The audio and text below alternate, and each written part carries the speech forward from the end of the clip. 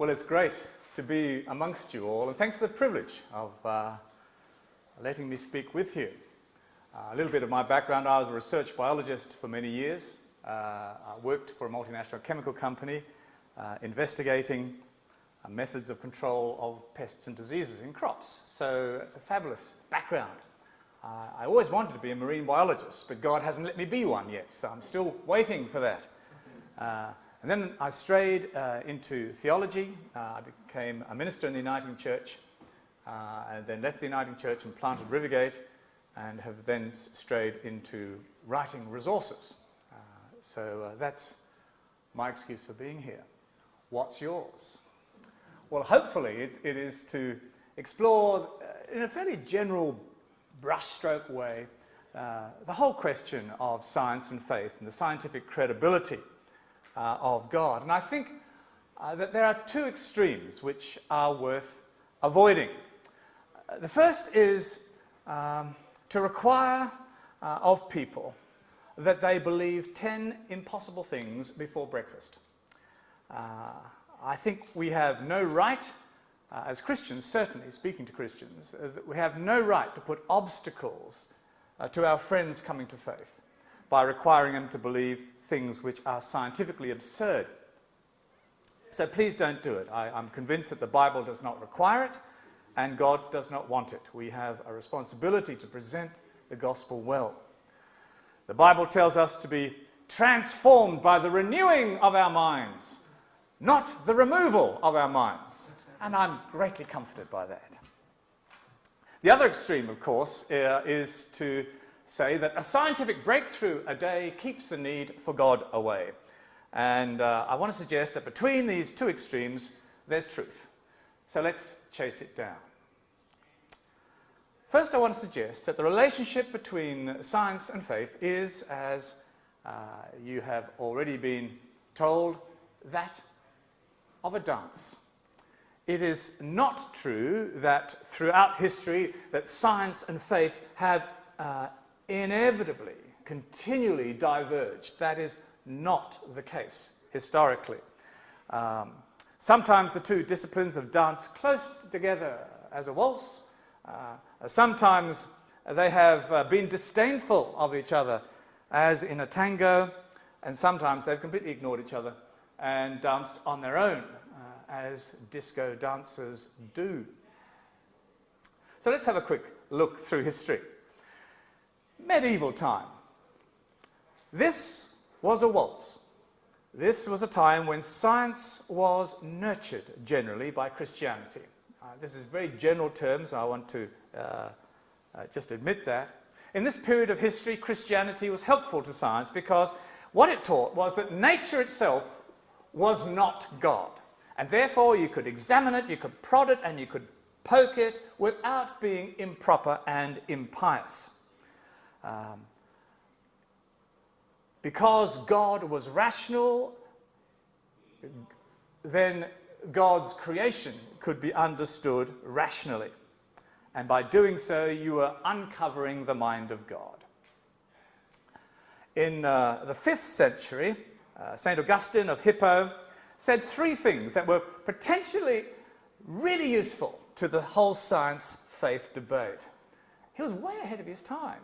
He said, for instance, that time began when God created. It was an amazing idea for its time. Einstein caught up with the idea some 15 centuries later, so you can understand he was a clever bloke. The other thing that he said, which was helpful to theology and science, was that God had put in nature seeds of potentiality that could develop under the right conditions. And so you had a sense that Augustine was making room for a God, room for a world and a universe that to some extent could invent itself within the directions of God. And the other thing he said critically was that some of the Bible was metaphorical and was never meant to be taken literally. So that was St. Augustine of Hippo, the great father of faith. Thomas Aquinas, in the 13th century, the Dominican theologian, he was really the father of intelligent design, and he really spoke of God being the ultimate cause. And he articulated this well in his work, which he called The Five Ways. So if you want to look that up. Which brings us to the 16th century. Not a happy time. This, I suggest, was a tango where each discipline, science and faith, treated each other with disdain. And Copernicus was largely to blame. He was a Polish astronomer, Nicolaus Copernicus. He discovered that the Earth rotated on its axis once daily and went around the sun once yearly, and he published his findings in the book De Revolutionibus in 1530. And of course, because his ideas challenged the teaching of Genesis in the Bible, which suggested that the earth was the center of the universe, the Roman Catholic Church banned his work in 1616. However, and it's worth remembering that Copernicus's work was not universally condemned by all clerics. In fact, many came clamoring to his support. The foreword in De Revolutionibus was actually written by a Lutheran theologian, Andreas Osiander. Did you know that? And the Carmelite friar, Foscarini, wrote to Cardinal Bellarmine in 1615 to say that Copernicus' ideas were not inconsistent with Scripture, because he laid the foundation for another bright young chap called Galileo, the Italian mathematician and astronomer, famous for developing the telescope. And he gave further scientific support for Copernicus' work. Pope Urban VIII put Galileo on trial for heresy, forcing Galileo to retract his teaching. And the Pope did this, even though he had once been very kindly disposed to Galileo's ideas. Galileo also upset the Aristotelians, who were a mob who really liked order, and they liked the idea of the earth being at the center of things, and so they helped engineer Galileo's downfall. And it was them, rather than the clerics, interesting enough, who refused to look through Galileo's telescope. I say that because the popular myth is that the clerics were the ones who didn't look, or chose not to look through the telescopes. This is not true. The clerics were actually quite intrigued by the telescopes and liked looking through them. So it's worth actually asking, why was it that the church sought to suppress the findings of science? Well, what was happening in history at that time? Of course, you had the whole Reformation thing going on. And of course, the Roman Catholic Church desperately wanted to keep control. And they didn't want their authority being questioned. And this was just another chip away at their control. And they saw it potentially heading towards religious schism, and so they sat on it rather severely. The second reason was that science was just not accorded much significance in those days. Hard to imagine in our time. It was up there with card games and parlour games. It was just considered to be hobbies. But the real serious stuff was, of course, theology. And it was theologians who presided over society at that time, and they simply had not got the skills to appreciate the significance of the scientific discoveries that were being made. It's very tempting to read back, isn't it, with our own moral judgments from the 21st century, what was going on there in the 16th century, and that, I suggest, is not a credible thing to do. Thirdly, the church itself was struggling with its understanding of biblical authority. And Galileo, along, of course, with people like Calvin and St. Augustine, believed that the Bible sometimes spoke metaphorically rather than literally. But having said that, I just get a little bit grumpy about atheists grabbing hold of Galileo and Copernicus and trumpeting them and championing them as atheists, determined to pursue the unalloyed truth of academe. They were actually both fairly devout churchmen. So there. And that brings us to Calvin and Luther and the Reformation. Luther sometimes insisted on biblical literalism and sometimes didn't. He was completely inconsistent. But one thing he did insist on, and that was that the beauty of nature pointed to God. And in this, Calvin agreed absolutely. And he said nature itself is the most beautiful Bible. And he used lovely language. It's just fabulous stuff. But Calvin also said two other things which are very important. He said, look, God accommodates his divine language in Scripture so that it can be understood by all people at all times. And therefore, it'd be a mistake to take the language of Scripture absolutely literally all the time. And in fact, he says, he who would study astronomy and other recondite arts, let him go elsewhere. In other words, please don't come to the Bible for scientific explanations. It was never intended to give them. And of course, that brings us to the incredible debate that's been lit again over the last 100 years, particularly from America, and the more fundamentalist flavour that's come over the Pacific towards us and also to Europe, leading about concerning the how is it that we should actually understand the first three chapters of Genesis? What is their purpose? Why are they there? And I'm not sure that I really want to get into that tonight, but I do want to suggest that these chapters were particularly there to answer the questions of who and why rather than how and when.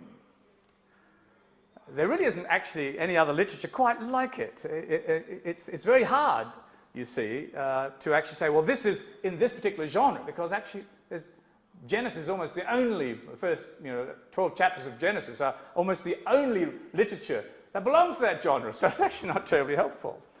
And we do know that there's some numerological games in it. There are repeated words that occur in multiples of 7 in it. It's very carefully crafted. We do know that there are repeated patterns in it. There are poetic elements in it. It's part hymn of praise. It's a lot of things. But it's designed to say these things, which all Christians, regardless of where they stand on the strict meaning of the first three chapters of Genesis, these things all Christians agree on. And it's this. And if I had a drum, I'd do a drum roll right now. And this is what it says. It says that in an age of polytheism, there is only one God. And that was revolutionary at the time. In an age when people were trying to worship creation, no, creation is created by God. Revolutionary. In an age when the gods were thought not to care, that God thought his creation was fantastic. The Hebrew word tov was an emotional response. It was good, fabulous. This was totally new. In an age which failed to explain the reality of evil, that evil actually is fundamentally rebellion against God. In an age that cannot make sense of suffering, that suffering is the result of humankind going down a path God never intended. In an age that despairs of finding justice and which tolerates evil, God declares that he has a zero tolerance for evil and has ensured that justice will ultimately prevail. And in an age which has lost God amongst its religions and philosophies, God is rescuing his people back to himself, and this is how he goes about doing it. Read on, you see. That's where all Christians can stand and rejoice. And I think that's pretty special. Which brings us to the 17th and 18th century, particularly in England. It's worth talking about this period, because this is a time when science and faith joined back together, kissed and made up, and danced a waltz again.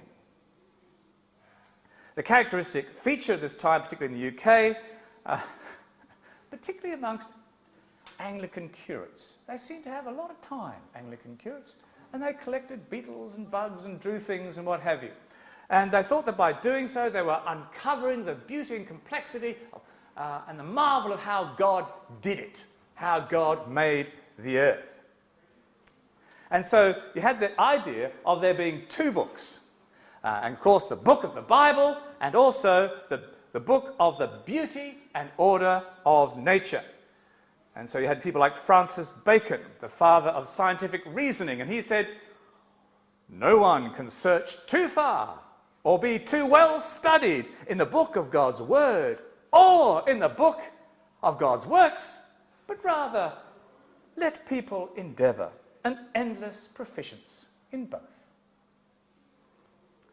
And Thomas Brown, physician and author, wrote, there are two books from whence I collect my divinity. Beside that, written by God, the other by his servant nature. Those that never saw him in one have discovered him in the other. And of course, the famous scientist Robert Boyle said, the two great books of nature and scripture have the same author. So the study of the latter does not at all hinder the inquisitive man's delight in the study of the former. This belief that studying nature helped uncover the glory of God was something that Isaac Newton also firmly believed. And he wrote the magisterial work Principia, in which he presented the equations which accurately predicted the motions of the planets and the rate at which objects fell to Earth. And in doing so, he validated the heliocentric rotating Earth cosmology of Copernicus, Galileo, and Kepler. But Newton was not really a classic Christian. He was a deist, as most of you will probably know, who had a mechanistic worldview. And he believed that God essentially made the world and the universe much as a clockmaker would make a clock. And having made the clock, said that was nice, and put it down and then stepped back. And essentially, God did not get involved in any personal way at all with his creation, other than to stop the planets bumping into each other. And so, if you like, deism is a very different religion to Christianity, which is deeply and profoundly revolutionary in its personal nature of a personal God coming personally for us. But nonetheless, Isaac Newton was convinced that in doing his work, he was uncovering the glory of God. So he was no atheist at all. And scientists believed, in fact, it was their duty to uncover how God did things so that God would be glorified. And this sort of understanding reached its height with William Paley, 18th century, 19th century. He was an English theologian, and he spoke of the analogy of walking on a heath and finding a beautiful watch, a fob watch on the ground, and him picking it up and him saying, I see evidence in this fob watch of it having been designed. The order in this watch is just so profound and extraordinary that it could not have invented itself. Therefore, it must have had a creator. The universe is very much more complex than even the best of watches. Therefore, it must have had a creator. And all of this could be believed until Chuck came along. Charles Darwin. And Charles Darwin, to almost where we are today, science and theology have been back in conflict. It's been more like disco dancing, if you like. Okay? And of course, most of you know the story of Charles Darwin, the naturalist who went on the ship the Beagle around the world collecting wildlife and fossils. And from what he concluded,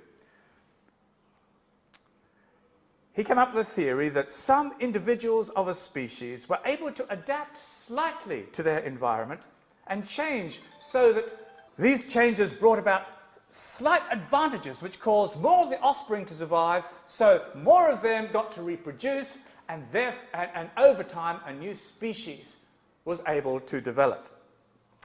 And therefore, a designer was no longer necessary, nature was able to design itself by selecting what worked for a particular ecological niche. And therefore, he talked of the survival of the fittest. This meant that nature did this selection and drove organisms to become more complicated. God was redundant. I don't know how much you know about Darwin's life story. It's an intriguing one. He had the most extraordinary grandparents, and you can read about that yourself at your leisure. But three things caused Darwin to lose his Christian faith. He had one. He actually really liked William Paley's arguments and kept a book and quoted it, actually, initially. He wanted to be a medical student, but hated the sight of blood. And his father, who was a doctor, a well-regarded doctor, in despair, sent him off to Cambridge to study theology, because as a theologian, you had time to collect beetles and birds and things, and draw birds. And so he sent him off to become an Anglican, because Anglicans had time to do those sorts of things. And so he did. But three things caused him to lose his Christian faith. The first was that he discovered a mechanism which allowed for different species to develop, which did not require God's engineering, as Christianity would suggest. Which is pretty major, don't you think? Secondly, the death of his daughter Annie caused him huge grief. And he could not believe, on seeing the protracted death of his beautiful daughter Annie, that there could be a loving Christian God. And thirdly, he had a theological problem with God being able to condemn anyone to hell who wasn't a Christian. And so these are some of the reasons. Darwin really struggled with the cruelty of life. You know, the ichneumon wasp with its long needle-like ovipositor sticking out of its backside, which it injected into a caterpillar, laying the eggs so that the maggots hatched and ate their way through the living caterpillar, killing it. For some reason or other, the ichneumon wasp particularly was abhorrent to Darwin, and he hated that whole idea. But having said that, just again, the atheists sort of grab hold of Darwin as their champion. Let me just read what he wrote. I have never been an atheist in the sense of denying the existence of God. Interesting, eh? Which brings us up to around about the 1980s until today. Now, this is a time when science and theology have been back together again in a waltz, although there have been external skirmishes. But in recent years, there's been the most extraordinary burgeoning of shared chairs at universities of science and faith, because science has bumped up in the scientific research against issues which have required them to ask the question, why? And the mechanistic reductionism used to explain why things are is no longer working well for many, many scientists, one of whom is Paul Davies, who for many years was resident here in Adelaide. And in his book, Mind of God, he wrote, I belong to a group of scientists who do not subscribe to a conventional religion, but nevertheless deny that the universe is a purposeless accident. Through my scientific work, I've come to believe more and more strongly that the universe is put together with an ingenuity so astonishing that I cannot accept it merely as a brute fact. That's not bad, is it, from someone who's not a Christian? Francis Collins, who most of you will have heard about, is a Christian, one of the finest scientists of our time, a magnificent scientist who headed up the International Human Genome Project. And he too speaks of there being a wonderful harmony between science and faith. And so there's at least 20 centres around the world as we speak in universities which are looking at theology and science together. And this, in the 1960s, didn't happen at all. So this is quite a new and exciting thing, and I think it is particularly creative. So that's just a little thumbnail sketch of history of the dance between science and faith. But it's worth pursuing a little the issue of in what way does science relate to faith. It was Einstein, his famous aphorism that most of you will know. He said that science without religion is lame, religion without science is blind. Both science and religion are necessary. There's also been this terrible squabble about who it is who stands on the plinth of unalloyed truth, unsullied by superstition and religious folly. And when I read the story of the Big Bang and who researched it and why, it is a story that illustrates that the grubby hands of humanity are seen both on the religious side of things and the scientific side of things. The evidence of there being a Big Bang sort of began with people like Vesta Slipher, who noticed the red shift, the Doppler effect, which showed him that the planets were actually moving away. And this was later explored by Edwin Hubble, who discovered in 1929 that the more remote the galaxy, the faster it was moving. And so it didn't take many brains to work out that if things were going like that, then at one stage they must have been like that. And so it was bursting away from something in the middle. And then there were a couple of chaps who did not deserve a Nobel Prize, but got it anyway. Penzias and Wilson. Anyway, these two guys built a hearing aid, and here it is. It's not a bad hearing aid, like it's a monster of a hearing aid. And they couldn't get rid of the background static, and they thought, gee, it must come from the city, so they turned it around. Then they blamed the pigeons who were pooing in it, and they swept the pigeon poo out of it. And in the end, they actually realised that what they were listening to was the last fading electrostatic noise of the Big Bang. And it won them a Nobel Prize, which is very unfair because guys have been looking for exactly this for years and years and years and didn't get it. And, but anyway, that's the way that science often goes. And so they sent up a satellite called COBE, the COBE satellite, the Cosmic Background Explorer, and it was launched in 1989. And it essentially measured the temperature of deep space. And they found that there was a residual Big Bang level of radiation. And so it was an extraordinary confirmation of the static. And this static, you can pretty much get it yourself if you know, if a television isn't tuned quite rightly. It's a similar sort of static. That's some of the same sort of stuff. And then, of course, people started to think, well, you know, if that really was the case, then there must be ripples in this background because we've got clumps of galaxies in the universe, and for them to exist like that, there must have been an uneven ripple in this background radiation. So they sent up, they had a look at that in 1992, and they discovered the ripples in the background radiation. And this is what it looks like if you just click that. And there it is, you see. So that pretty much explains why we've got galaxies and stuff clumping together to allow life to develop around some rocks flying around middle-aged stars. Now, one of the things that's interesting about this was that there are quite a lot of Christians who actually said, no, that didn't happen like that. It happened according to the book of Genesis. And so you had those on one side.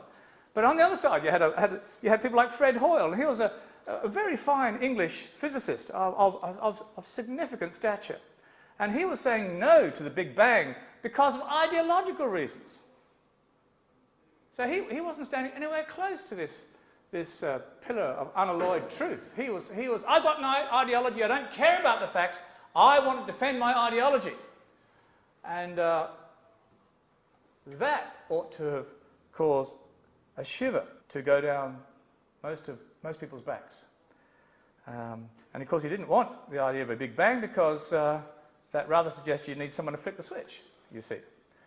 And so he actually held on to that idea, dear old Fred, despite mounting evidence for many, many years. And then finally let it go just at the time when, in fact, another theory popped up which might suggest that he wasn't quite as wrong as he thought. So I just want to say that humankind, whether they pretend to be whatever philosophical persuasion, including empiricists, often let their self-interests come in and muddy science and truth. I think it's probably fair to say that the two disciplines are different in that science asks how and religion asks why. And so the role of theology is not to set up in opposition to science. The role of theology is to put science in a bigger context. You know, why is it that the universe bothers to exist? In other words, theology gets to say, okay, that's science, but why? It's concerned with making total sense of what exists. And we need to ask that question. Why is it that ours is what is known as the baby bear universe? That is to say, it's a universe that is just right to allow life to develop. You're familiar with the Goldilocks story. There are extraordinary things that had to be just right. And the more that we look into the absurdity of what had to be right, it gets harder and harder to believe that it is merely the product of random chance. And the Bible would agree. A songwriter 3,000 years ago penned these words, Psalm 19, verse 1. The heavens declare the glory of God, and the skies proclaim the work of his hands. In other words, God's showing off just a bit to get your attention. He's hanging his business card in the heavens and cosmos and says, do you want to get to know me? Ask questions about why this exists, because I don't want to force myself or my faith upon you. I want to invite you to reach out to me, because I've come as far as I can toward you, as far as I can, before I force your faith, and that I will not do. In the last few decades, there's been a new understanding being embraced by some Christian scientists. It's not quite the old-style thinking of Aquinas, and we know it today as intelligent design. And in that debate, they talk about the bombardier beetle, which has a rather interesting backside. The bombardier beetle has hydrogen peroxide and another chemical in two sacs. When you put the two chemicals together, there's instant explosion. I mean, there's instant explosion. No more beetle, no nothing. Bang! End of story. You know, it is just gelignite. Boom! You see. But somehow or other, this beetle has managed to get these two chambers, the special muscle between them, holding these two chambers shut. And then there's a special chemical which causes them to react just the right moment to squirt out a hot, noxious liquid out of the two little structures here at its enemy at 12 feet per second, boiling liquid, noxious liquid at 12 feet per second, which is not bad for an insect, is it? And to have, I mean, you may have friends who have flatulent problems, but this is extraordinary. And it's a fabulous defense. And people have said, well, that's a bit like the mousetrap. How could any of that have developed? Because if you take away just one of the factors, with the muscle, the chemical, the reagent, none of it would work. It's like a mousetrap. It's got five essential pieces. You take one piece out, no more mousetrap. You haven't nearly got a mousetrap, there is no mousetrap. So this has led to the argument of intelligent design. This debate's been raging. I have to report, though, that it is not as simple as that. As a biologist, I have to say that we do find all of the precursors and combinations of that in the insect world somewhere. And so it's not just suddenly there's nothing and suddenly you've got a bombardier beetle with all this gear. That's just not so. You've got gradations leading up to it, which means that you need to be very careful with those sorts of claims. Not least because you've got to then say, well, if God intended the bombardier beetle to have a wonderful flatulent system, what about that horrible little catfish that swims up your urethra? Miniature catfish, it's a horrible thing. And then embeds itself in your urethra and shakes its head, which is a pity because it's got backward-pointing spines around its collar, which causes you to bleed. And it says, great, and it sucks up your blood. And so you need to come up with a theology that explains to me why God would make such a thing. And so we come back now to Charles Darwin's problem with the ichneumon wasp, don't we? You know, your theology, whatever it is, if you have faith, your theology has, you've got to be able to make sense of suffering and imperfection. I think actually Christianity has a great deal to say about that. While some parts of it are and will always be a mystery, we are allowed to know quite a lot. And we've got much to say. Richard Dawkins, the Oxford biologist and neo-Darwinist, he suggests that we are slaves to our genes and that anything can be achieved by small incremental evolutionary steps. And he's very scornful of any of faith and is really quite a militant atheist, as you know. Essentially, he says that, that our genes make bodies around them and that we dance to the tune of our genes, and that's all there is to it.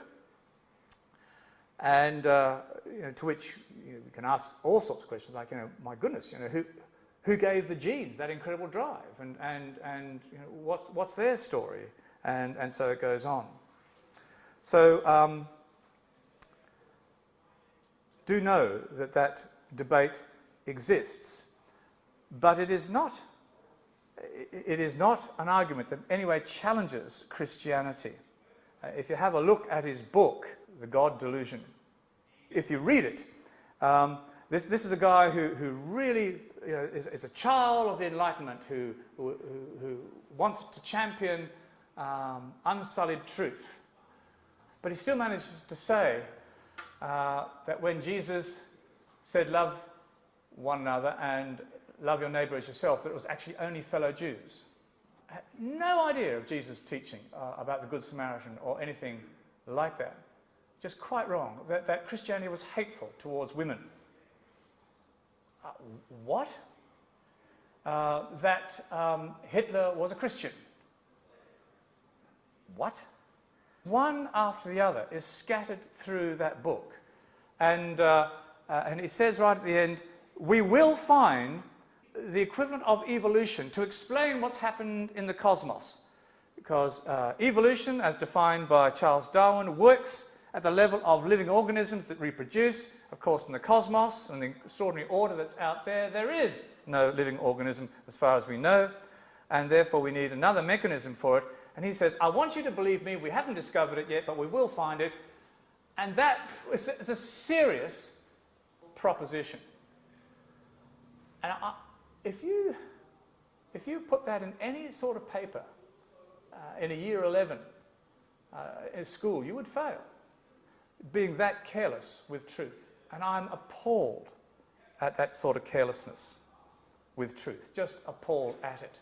And so what you're seeing is preconceptions masquerading as intellectual virginity. And it's not very pretty. You see it all over the place. A lovely story of how a great physicist nearly lost his atheistic faith is another one, of Fred Hoyle. And one of the very difficult atoms to make is actually carbon.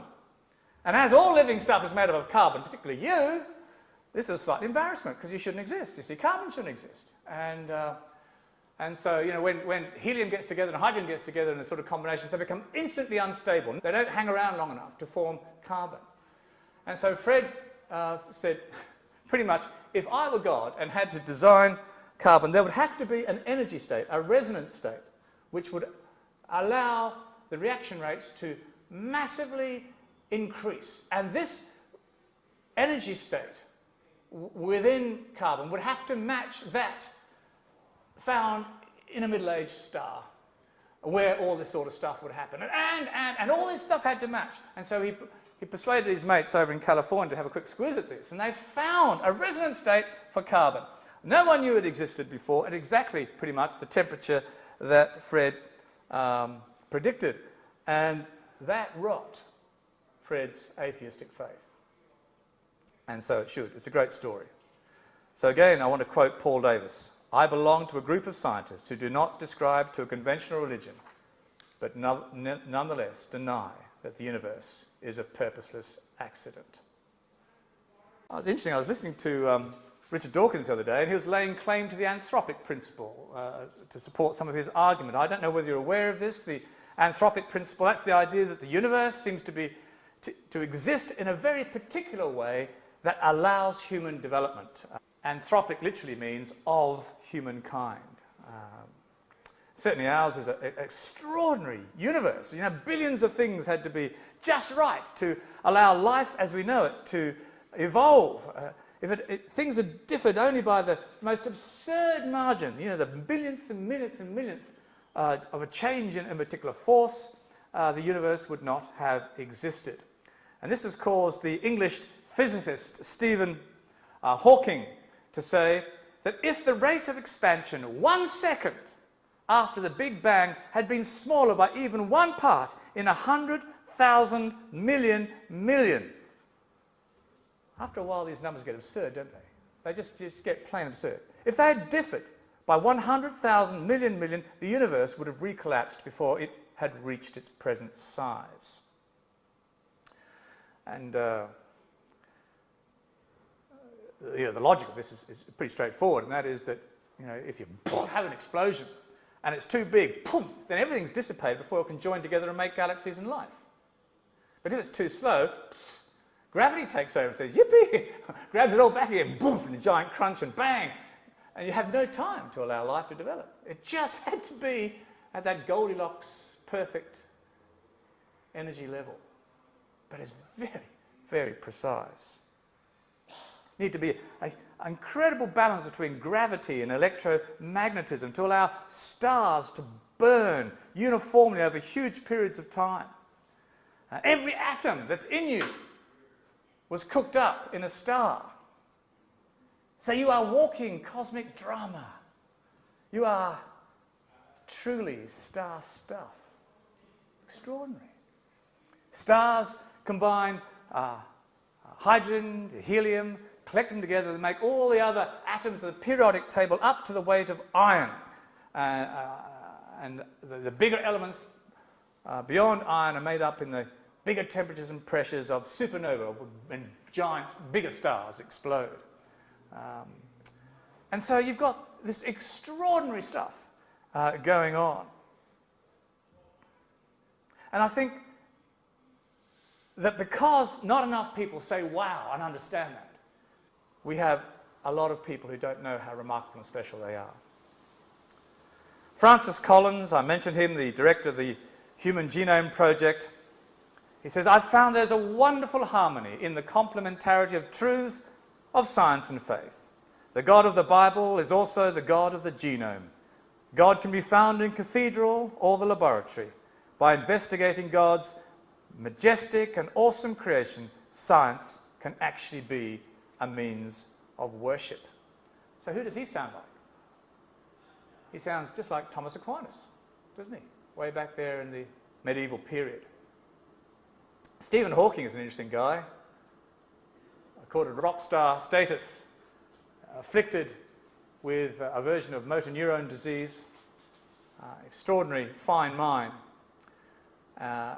Stephen is ambivalent and often antagonistic about faith. He also dances with faith.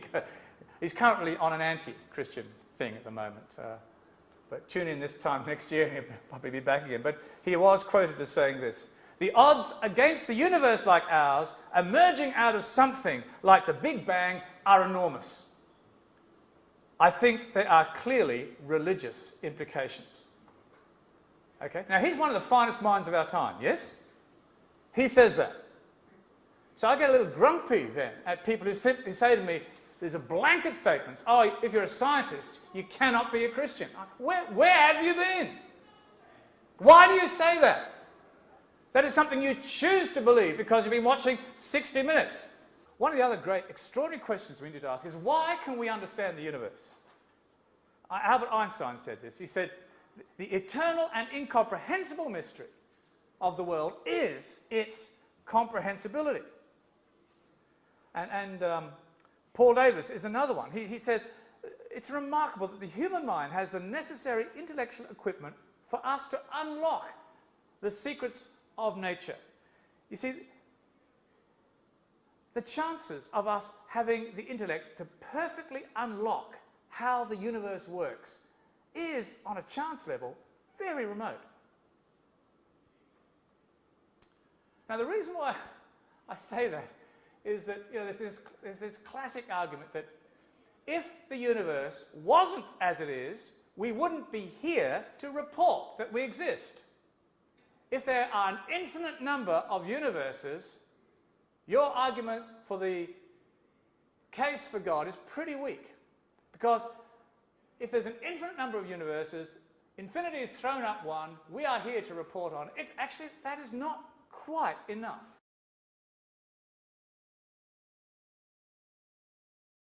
It's not just that we are here as a blob of plasma that has, for a few fleeting milliseconds, the ability to be self-conscious. It's a lot more than that. It's actually Beethoven. It's Billy Connolly and his humour. It's actually that we have a mind able to unlock the secrets of the universe, that just is perfectly made to unlock the secrets of the universe. Wasn't necessary? It's not just that we exist, it is how we exist. And that deserves a whole lot more than a lazy shrug of the shoulders. Paul Dirac, a very fine English physicist, active in the 1950s and 60s. He said something, he inherited Newton's chair of physics in Cambridge. He said something rather beautiful. He said, it's actually more important than an equation about the laws of nature, laws of physics, be beautiful than it be correct. Yes. Imagine you're doing your exams, and all you need to do is draw flowers all around the edge. But what he's actually saying is actually very profound. He's actually saying, if we see an ugly equation, we know it's wrong. Because our experience in the universe is that there is no such disorder like that. And we cannot find disorder. Wherever we look, there are repeated patterns, even in disordered systems, which we call strange attractors. We cannot find disorder. We have extraordinary mystery. Two subatomic particles bump into each other. One goes up your left nostril. The other one hides behind the moon. Whatever you do to one is instantly mirrored in the other. Why? How? We don't know. We may find out. But gee, you've got to wonder at it, haven't you? So a scientific breakthrough a day keeps the need for God away? No. Actually, quite the reverse. How many of you have read, be honest now, Brief History of Time? You've got to be congratulated. after the Bible, it is the most unread book in the world. Everybody wants to own it because it's really cool. And they want to actually understand what he's trying to say, but it's actually not... That's right. That is right. But it has an interesting start, doesn't it? Because if memory serves me well, correct me if I've got this wrong, if memory serves me well, he talks about this, this scenario where a scientist is giving a talk about the solar system, and a woman says, "You're wrong, young man. The solar system is not, as you explain it. The Earth is a giant saucer sitting on the back of a giant turtle." And of course the scientist says, "Titter, titter, titter. What is the turtle standing on?"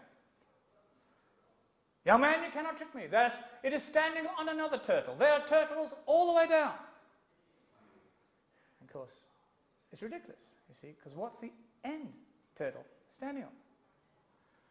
And it appears to me that scientists who confidently predict the end of God fall into the same trap. And they answer questions about what was going on at that time. Okay, well, there was a Big Bang. Right, what caused Big Bang? Well, there was this thing called a singularity. Right, well, where did that come from? Okay, well, there was a quantum flutter. Okay, where did that come from? And you can go back, and you go through the layers of turtles. Dum, dum, dum, dum, dum, dum, dum, dum, dum. But why does bother to all exist? Don't know. That actually is a big question. And it's not one that you should sweep under a carpet. It deserves serious thought. Let's have a look at some pictures. This is the refurbished Hubble telescope. There we are. This is an extraordinary picture, a very famous picture that the Hubble took. And the light took such a long time to reach it that what you're actually seeing is what the universe looked like 10 billion years ago.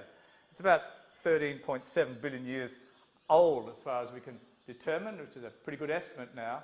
But so we've got these baby developing galaxies here. It's the most extraordinary and famous picture. Amazing. What else have we got? Here's a collision between two spiral galaxies that's been going on for a few million, probably billion years. Massive cosmic drama indicating that there is some age to the universe. This is how a star is born. Those of you who are mildly interested, you get a plume of dust out here, and you get little pimples on the end which float off. And here is one here, you see it? And it's a dust cloud. Photo irradiation has helped separate these from these long elephant trunks, we call them. That can be here's a picture. That's all right. Keep this one. It's good. This one, do you know how long that is from the top to bottom of the little plume of cloud? 1 light year. That is a big, big plume, isn't it? And that's just a tiny little plume. And popping off the edge here, these little dust clouds here. And if you just go back, what happens, of course, is then gravity causes this dust to clump together until you get fusion, and the hydrogen gets changed into helium, and you've got this immense release of energy, and you've got a slow-burning star. And this star continues to grow in age until it starts to get very old, and here's you see a ring of stuff going around this cloud. This is a picture of a star just about to die. The life cycle of a star. The one we've got, called the Sun, is middle-aged, much like many of us. Talking about science and faith like this, you can say, okay, Nick, you make some sort of case, I don't know whether I agree with it, but it's certainly one that needs to be respected, that there is a higher being behind all of existence. But because I see so much suffering caused not only by moral decisions, bad moral decisions, they're probably easier to understand. It's people just choosing to behave badly. But also natural evil. People dying in tsunamis and tornadoes and goodness knows what, earthquakes and what have you. And your theology has got to make sense of both of those. And so I want to suggest to you that if that's all we had got to point to the possibility of God, it would be pretty cold and chilly. We'd have a sense in which we're just here, have to make the most of it in a suffering world. We don't really understand it. God seems to me extraordinarily distant, and maybe Newton's deistic God is right. There's no personal thing at all until you see, God shows up. And what he does is he says, this is what I'm like. And so he teaches us in Scripture through the Old Testament prophets, this is my character. I am passionate about my love for you. I am passionate about justice. That's the sort of God I am. And I am creating a people who I want to choose to be chaplains to the world, to represent me to the world, that I love, that I'm in the process of winning back.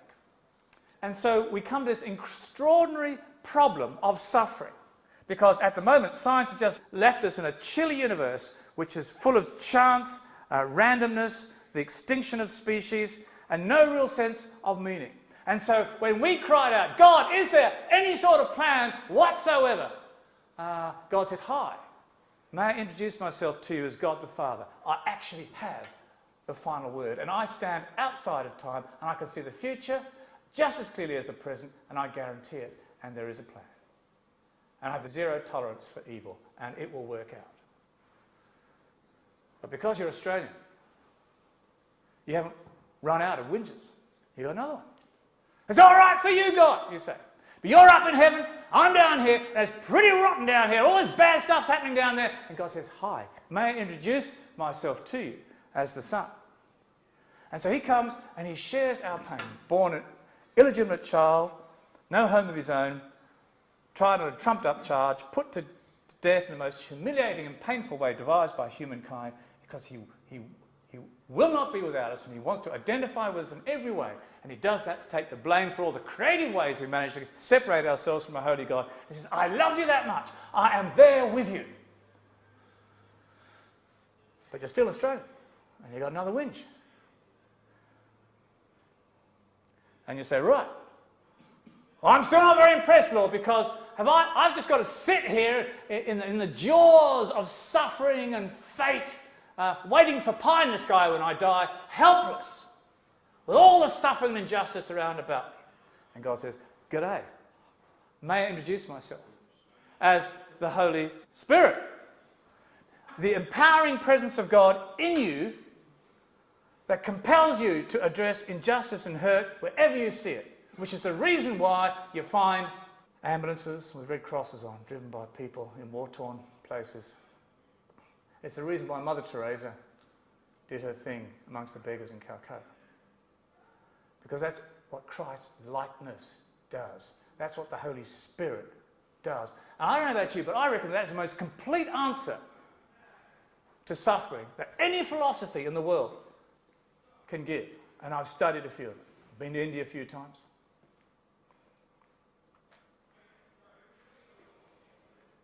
So I reckon, just in closing, that you've got to make sense of this bloke. Because it's this man